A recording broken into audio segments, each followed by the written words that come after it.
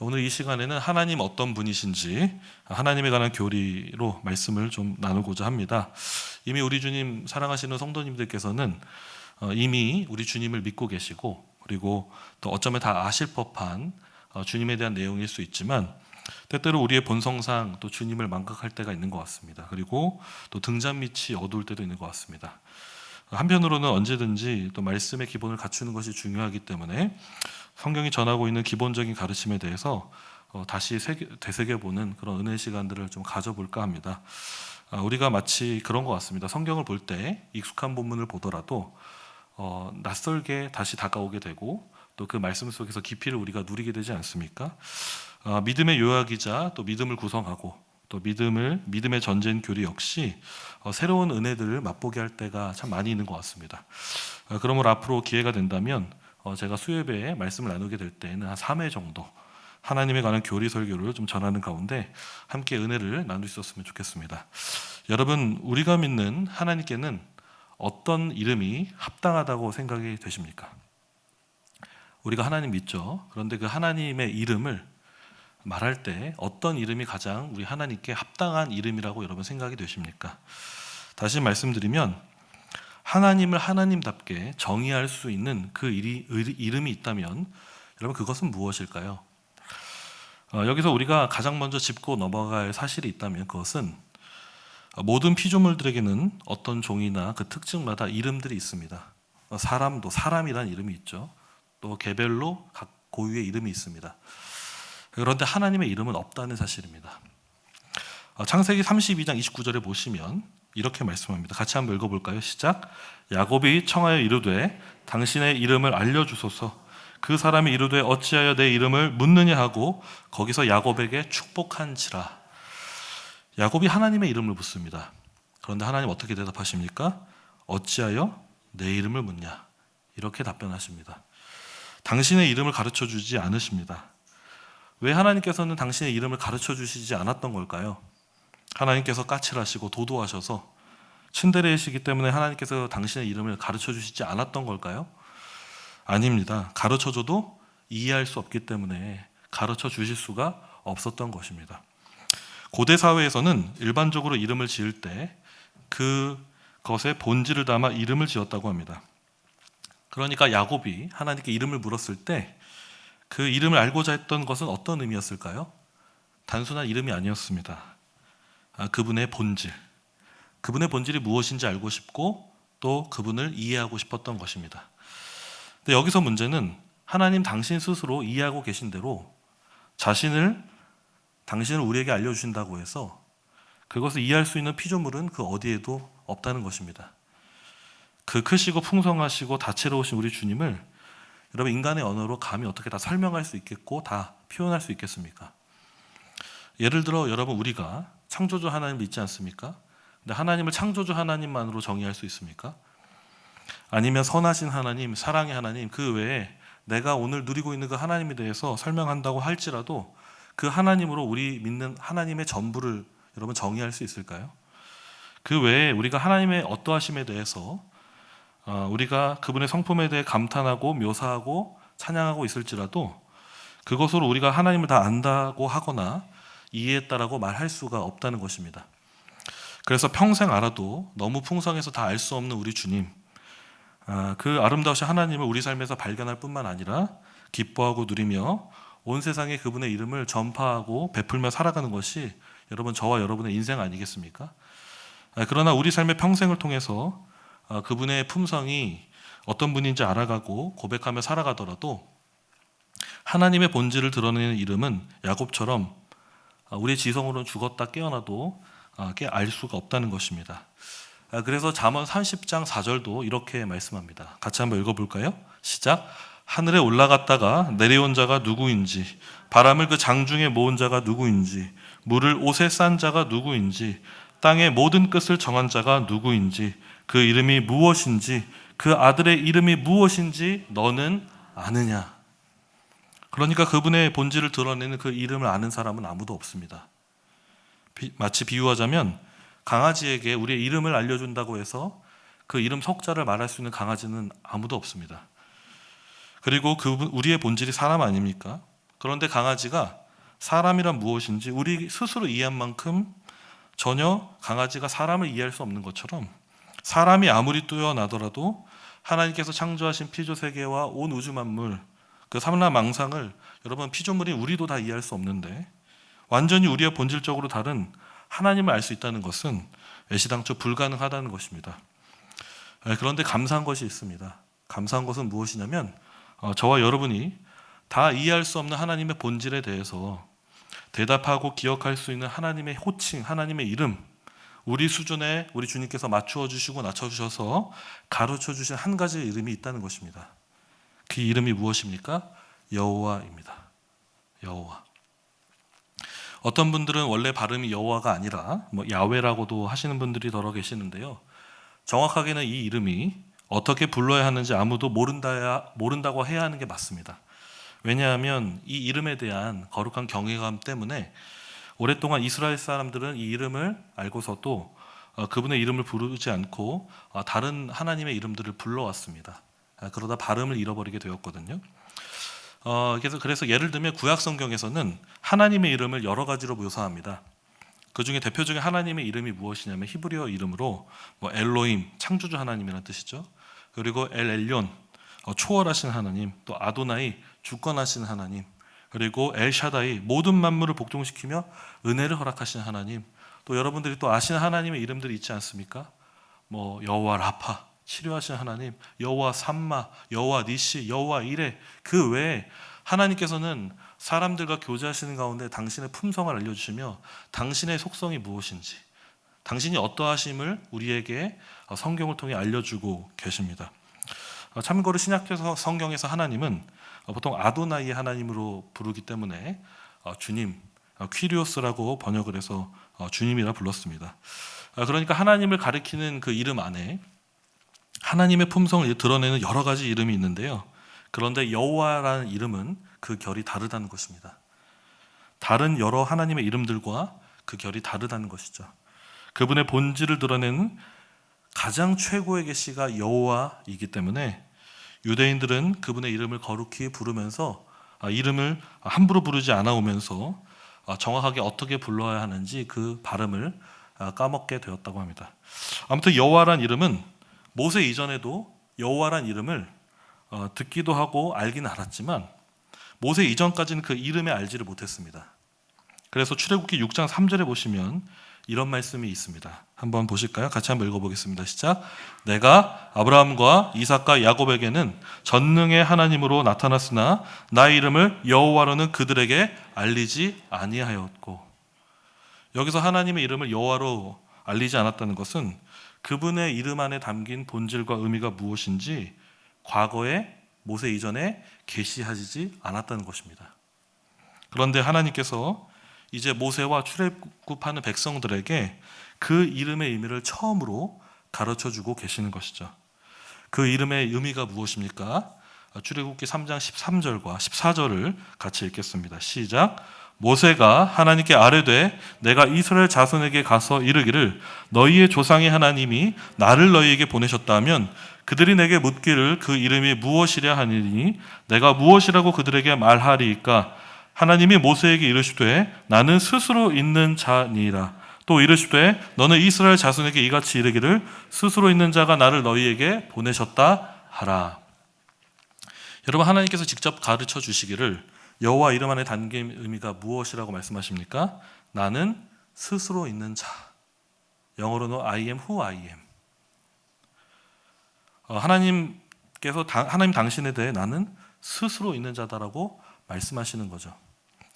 저는 아직도 기억이 나는 것이 주님을 20살 때 영접하고 나서 출애굽기 본문을 읽어갈 때 처음 이 말씀을 읽을 때 이 이름의 의미를 지식적으로 지금처럼 알지는 못했습니다. 그런데 이 이름을 보자마자 무릎을 꿇고 바로 꿇지는 않았고요. 무릎 꿇을 장소를 찾아서 하나님께 무릎 꿇고 하나님께 경배를 했던 적이 있었습니다. 그만큼 이 이름을 묵상할수록 가지는 그 의미가 비범하고 탁월하고 남다른 것도 있겠지만 과연 하나님만이 말씀하실 수 있는 너무나 탁월한 이름이구나. 여러분, 스스로 있는 자다라고 말씀하실 수 있는 분 계십니까? 아무도 없습니다. 우리 주님밖에 이 이름을 가지실 수가 없는 것이죠. 그래서 저는 이 거룩하신 이름 앞에 압도가 되어서 엎드릴 수밖에 없었습니다. 그래서 저는 사실 이 말씀을 통해서 저와 여러분들이 하나님 어떤 분인지 다시금 되새겨보는 시간들을 갖고 있지만, 가장 중요한 것은 우리 모두가 이 이름 앞에 엎드리며 사는 것이 가장 중요한 것 같습니다. 그리고 성경을 통해 구체적으로 하나님이 어떤 분인지를 우리가 아는 것을 통해서 우리는 그분을 믿고 그분을 경외하며 살아가는 것이 하나님께서 우리에게 바라시는 바인데요. 그러므로 매 순간 살아계신 여호와 하나님 앞에 날마다 경배하고 엎드리며 살아갈 수 있는 저와 여러분 될 수 있기를 주님의 이름으로 축원합니다. 그렇다면 여러분, 여호와 이름의 의미, 즉 나는 스스로 있는 자다라고 하는 것에 대해서 하나님 당신에 대해서 우리에게 무엇을 가르쳐주고 계시는 걸까요? 저는 오늘 이 시간 4가지 정도만 좀 말씀을 드리고자 합니다. 첫 번째는 하나님은 자존하시는 분이시라는 겁니다. 하나님의 자존하심. 여러분, 하나님은 스스로 존재하시는 분이시지 무엇에 의해 존재하시는 분이 아닙니다. 예를 들면 사람은 결코 스스로 존재할 수가 없습니다. 사람이 존재하려면 여러분 스스로 출생할 수 있는 사람 아무도 없고요. 또 하나님의 계획 속에 부모님을 의존해서 태어나야만 합니다. 그리고 호흡과 공기, 온도와 기후, 음식, 여러 가지 것들, 그 모든 것들이 알맞아야 생존할 수 있습니다. 그리고 사람이 살아가려면 절대로 혼자서 살아갈 수가 없습니다.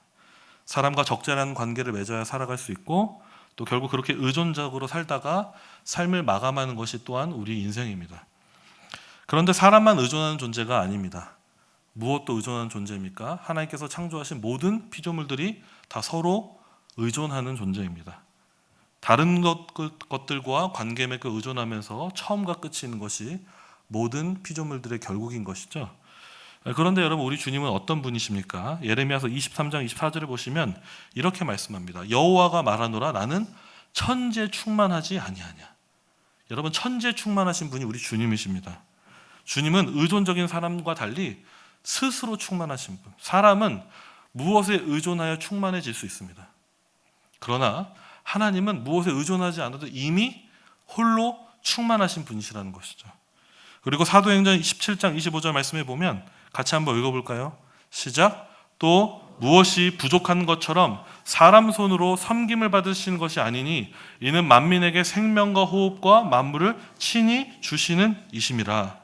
우리 주님은 사람처럼 무엇에 의존하는 분이 아니고 또 부족한 분이 전혀 아니라는 것입니다. 그분의 충만하신 능력으로 모든 백성에게 생명과 호흡과 만물을 주시는 분이시라는 것이죠. 오늘 오전에 저는 아버지를 담당하시는 의사 선생님께 전화로 이제 아버지 생명에 관해서 어떻게 할지 연명치료에 관해 고민하고 상의하는 시간들을 가진 적이 있었습니다. 현재 아버지를 위해 고향에서부터 멀리 있는 저뿐만 아니라 또 아버지 형제분들이 아버지를 케어하고 계시고, 또 간병인분도 붙어서 케어하고 계시고, 또 의사 선생님들과 또 간호사분들, 또 각종 처방약과 의술에 의존해서 버티고 계시는데요. 그런데 오늘 말씀을 준비하면서 문득 든 생각이, 사람 목숨이 정말 하나님 말씀대로 호흡에 달려 있구나. 그런데 이 호흡이 우리가 쉬어진다고 쉬는 게 아니라 주님께 달려 있구나. 뿐만 아니라 여러분, 우리 심장도 어떻습니까? 내 마음대로 뛰라고 해서 뛰어집니까? 멈춰집니까? 그것이 아니라 하나님께서 그 뛰는 시간을 정하셨구나라는 생각이 들었습니다. 근데 여러분, 너무나 당연한 이야기지만 우리의 생명, 우리의 삶, 우리의 사역, 여러분 모두 어디에 달려 있습니까? 내 계획과 내 마음대로 하는 것 같지만 사실은 하나님께서 생명과 호흡과 만물을 허락하여 주셨기 때문에, 그리고 그것은 정하신 때까지 우리가 의존하고 연합하며 기동하며 살아가고 있는 것입니다. 그래서 우리 모두가 주님께서 붙드시고 또 그 피를 공급해 주고 계시기 때문에 우리 삶에 누리는 그 모든 것들은 당연한 것이 아니라 은혜입니다. 우리에게 허락하신 모든 것들에 대해서 감사하며 살아야겠다고 다시 한번 느끼는 시간들이었는데요. 그런데 여러분, 우리 주님은 사람과 달리 어떤 분이십니까? 무엇에 의해 생성되거나 의존하시거나 존재하시는 분이 아니라는 겁니다. 오히려 모든 만물의 원인이 되시고 절대적이시며 영원히 독립적이시고 홀로 영광에 충만하시며 모든 영광을 받기에 합당하신 그분이 바로 영원히 스스로 계신 우리 주님이시라는 것이죠. 그 다음 두 번째, 여러분, 하나님은 어떤 분이시냐? 하나님은 영원하신 분이십니다. 영원하신 분이시다. 여러분, 우리 주님께서 스스로 계신다는 것은 언제부터 언제까지 스스로 계신다는 걸까요? 하나님은 언제부터 태어나신 분이 아닙니다. 사람은 출생의 시작이 있지만 하나님에게는 출생이 없습니다.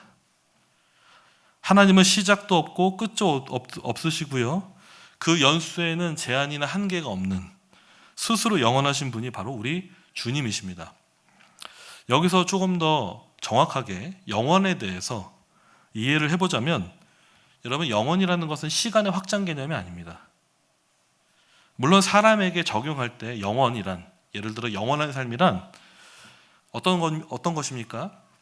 예수님께서 다시 이 땅에 오시면 여러분, 우리는 죽었다가 어떻게 됩니까? 다시 완전한 부활체의 몸을 입고 영원히 살아가게 됩니다. 이 피조된 시간 속에 피조된 육신의 옷을 입고, 그리고 우리가 영원토록 하나님께 살아가는 삶을 살아가게 되는 것이죠. 그런데 하나님께 영원이란 창조된 시간의 연속적 개념이 아닙니다. 왜냐하면 우리는 하나님께서 창조하신 시간 속에 살아가기 때문에 과거가 있고 오늘이 있고 내일이 있습니다. 그리고 시간이라는 것은 결국 시작점이 있고 그 과정이 있고 끝이 있고요. 그리고 그 시간들 속에서 어떤 변화가 일어납니다. 그런데 하나님은 언제부터 계신 것이 아닙니다.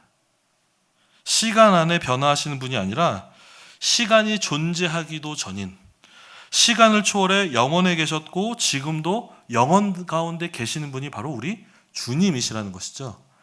그래서 시편 90편 2절은 영원하신 하나님을 이렇게 높여 찬양하며 부릅니다. 함께 읽어볼까요? 시작. 산이 생기기 전 땅과 세계도 주께서 조성하시기 전 영원부터 영원까지 주는 하나님이시니이다.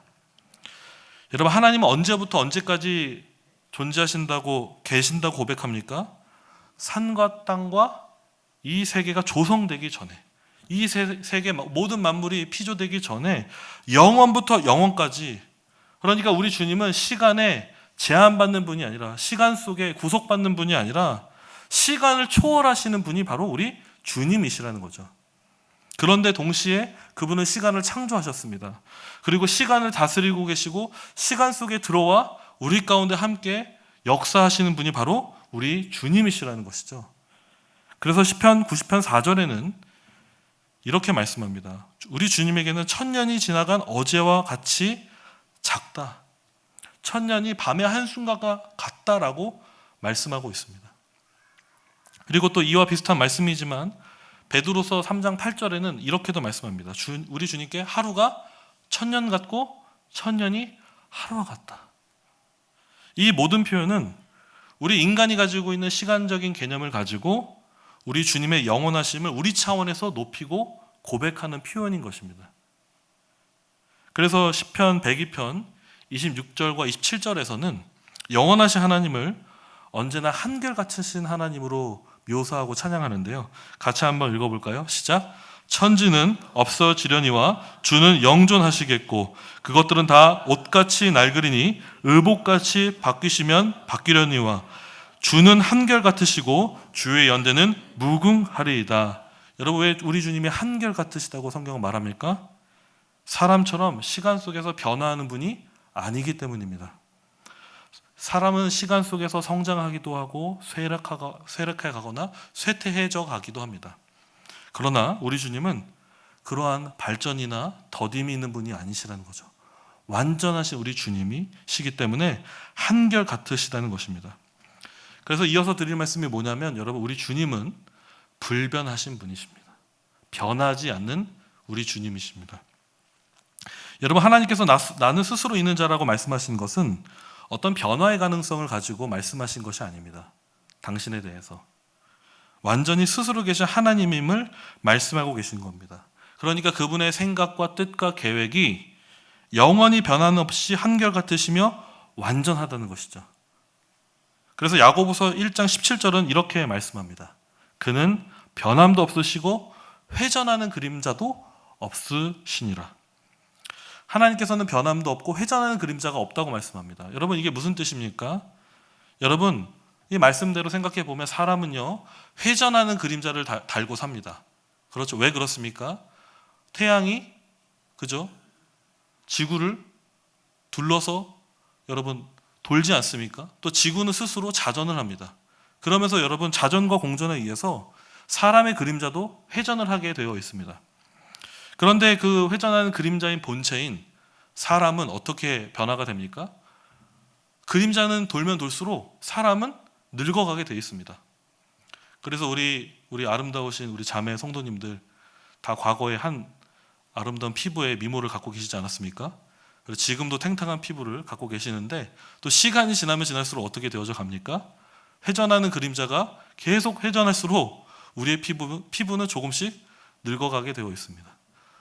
또 우리의 성격도 어떻습니까? 우리의 마음도 어떻습니까? 그러니까 생각이 변하고 육체가 변하며 어제와 오늘의 세상이 1분 1초가 다르게 변하게 된다는 것입니다.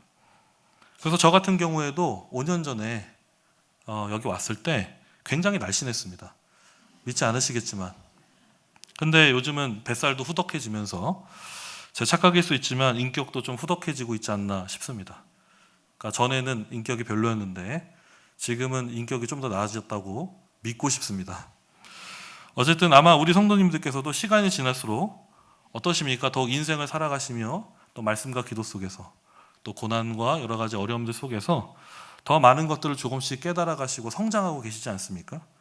그리고 더 주님을 닮아가시고, 그래서 생각과 지식과 그 모든 것의 깊이가 자라나고 계시지 않습니까? 그런데 여러분, 우리 주님은 어떻습니까? 무언가를 배워야 하실 필요가 없는 분이시라는 겁니다. 생각이 자라야 하거나 부족한 분이 절대로 아니시라는 것이죠. 그래서 여러분, 어떤 신학 중에는 과정신학이라는 게 있습니다.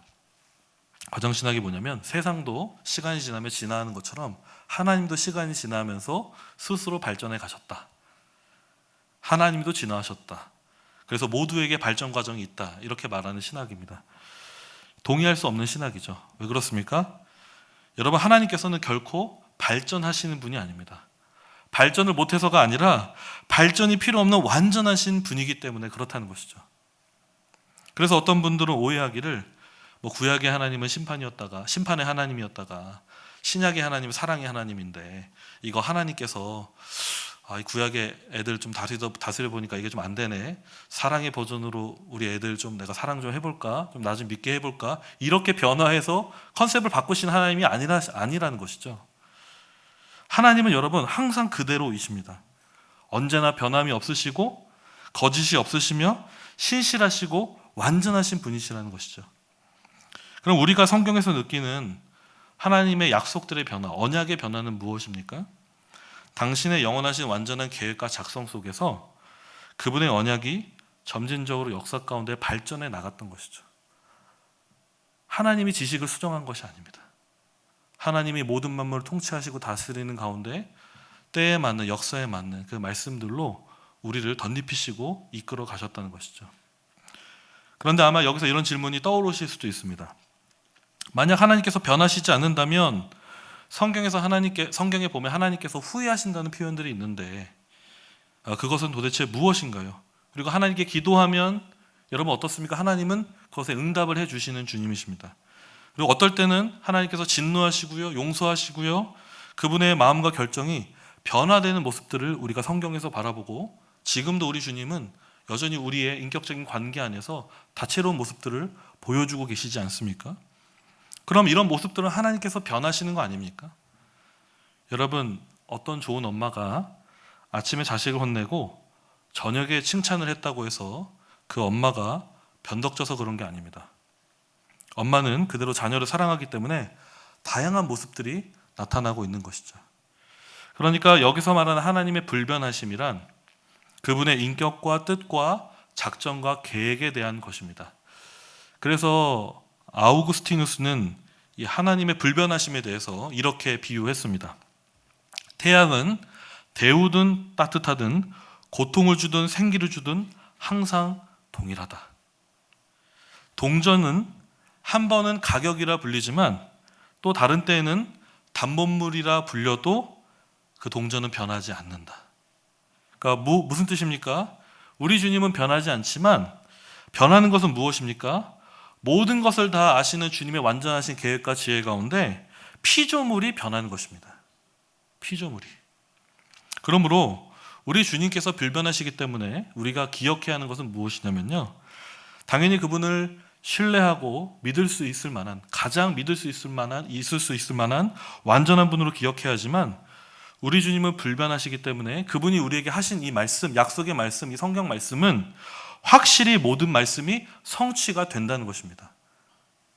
그러므로 저와 여러분이 살고 있는 저마다의 환경에서 때로는 낯설어 보이고, 또 자신의 둘러싼 환경이 하나님의 약속과는 반대로, 정반대로 흘러가는 것처럼 보일 때도 있지만, 그리고 또 언약의 성취가 더디 보이고 내게 오지 않는 것처럼 느껴진다 여겨질지라도, 그러나 그 약속들 중 어느 하나도 땅에 떨어진 것 없이 모든 말씀이 성취되었고 성취되고 있다는 것입니다. 왜냐하면 왜 그렇습니까? 하나님은 변함이 없으신, 한결같으신 분이시기 때문이라는 것이죠. 그러므로 그분의 말씀을 끝까지 신뢰하며 나아갈 수 있는 우리 주님의 모든 귀한 성도님 되시기를 축원합니다. 마지막 네 번째는 하나님은 편재하신 분이시라는 겁니다. 하나님은 편재하신 분이시다. 하나님은 스스로 있는 자라고 말씀하시는데, 여러분, 하나님은 어느 장소에서 어디에서 스스로 계신 걸까요? 하나님께서 시간과 관련해서 이 스스로 계시는 것에 대해서 우리가 영원성이라고 한다면, 하나님께서 장소와 관련된 이 스스로 계심을 우리가 편재성이라고 합니다. 편재하시다. 그러니까 편재성이란 무엇입니까? 하나님께서 모든 곳에 편만이 존재하신다는 것입니다. 그래서 무소부재하신 하나님이라고 다 기억나시죠? 그렇죠? 무소부재하신 하나님. 무슨 뜻입니까? 하나님은 어디에나 계시고 계시지 않는 곳이 없는 하나님. 그래서 하나님은 모든 곳에 계시다는 것입니다. 최근에 제 아들이 저에게 하나님이 어디 계시냐고 물었던 적이 있었습니다.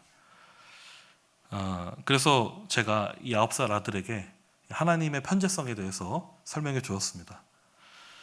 그러자 그 아들이 그 다음에 하는 짓이 무엇이었냐면, 갑자기 온 사방에 뽀뽀를 하기 시작하는 것이었습니다. 그래서 왜 그렇게 뽀뽀를 했냐 물으니까, 하나님 여기에도 계시고 저기에도 계신다고 아빠가 말하지 않았냐. 그래서 자기가 하나님한테 뽀뽀했다 이렇게 얘기를 하는 거예요. 귀엽지 않습니까? 그래서 저는 귀여워하면서도 제 성향이 죄송하지만 극티입니다. 극티예요. 그래서 제가 그게 아니라면 고개를 절레절레 했습니다. 그건 아니야. 왜냐하면 여러분, 하나님의 살아계심은 하나님의 영원성을 우리의 시간 개념으로 다 이해할 수 없듯이 우리의 장소적인 개념으로 하나님의 편재하심을 다 이해할 수 없습니다.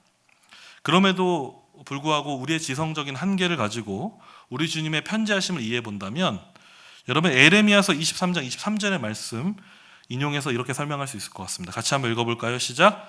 여호와의 말씀이니라. 나는 가까운 데 있는 하나님이요 먼 데 있는 하나님은 아니냐. 하나님은 가까이도 계시고 멀리에도 계시는 분이시라는 겁니다. 그리고 이사야서 66장 1절의 말씀에 따르면 하나님은 하늘을 보좌로 삼고 땅을 발판으로 삼는 주님이시라는 겁니다. 무슨 뜻입니까? 하나님은 하늘 보좌에도 계시지만 땅에서도 역사하시는, 장소적으로 초월해 계시지만 장소적으로 우리와 함께 계시는 하나님, 어디에나 계시고 계시지 않는 곳이 없는 우리 주님이시라는 것이죠.